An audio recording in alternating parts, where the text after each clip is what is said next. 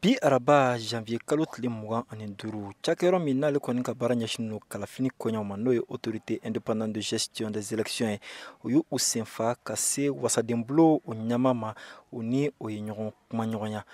EJ yɛrɛ ale ɲama Mustafa Sise ni kumaɲɔgɔnya kɔfɛ kun jumɛn na u sera bi CNT la an ka a lamɛn. An ka nali bi an nana président du CNT fɛ ka na foli kɛ ka na bonya da a kan ka bonya da CNT kan. Pourquoi? Parce que an ye EJ mɔgɔw ye an sigira a bɛ kalo damadama de bɔ mais an accéléré président fɛ le 10 janvier dernier an ka baara an ka yɔrɔ baara kan kɛ cogo min o musaka n'o ka fɛn bɛɛ bɛ k'a bilasira an ye siège sɔrɔ an sigilen don an bɛ baara la déjà mais o baara t'a bali an bɛ bɔ tuma kelen kelen ka taa institution ɲɛmɔgɔw fɛ k'u fo. A y'a yira k'a fɔ kabini olu kɔni u ka baara kɔni daminɛna ni yamaruya dir'u ma cɛmancɛ fanga ɲamaba yɛrɛ fɛ n'o ye Asimi Goyita ye nin foli ninnu kɔfɛ olu kɔni cɛsirilen don mun ye kalafili sanumanw ye o ka se ka kɛ Mali la cogo min na. Mustafa Sise. Mali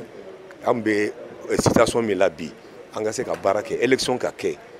jɛlɛya la a ka kɛ élection jɛlɛ a ka kɛ élection min maa si tɛ tɔɲɔ binkan tɛ maa si kan minnu bɛ jamanadenw bɛ minnu sugandi u ka bɔ u kana jamana baara kɛ kalifa de don a bɛ kalifa olu la an kɔni bɔ o kalafili kɛ ni ladiriya ye pour que jamana tɔgɔ ka ɲɛ pour que comment on dit paix ka kɛ jamana kɔnɔ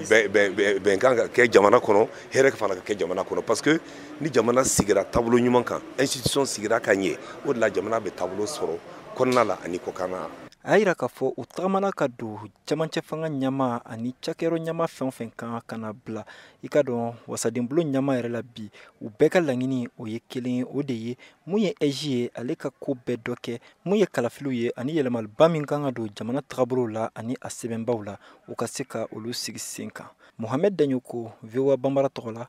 ka bɔ Bamako.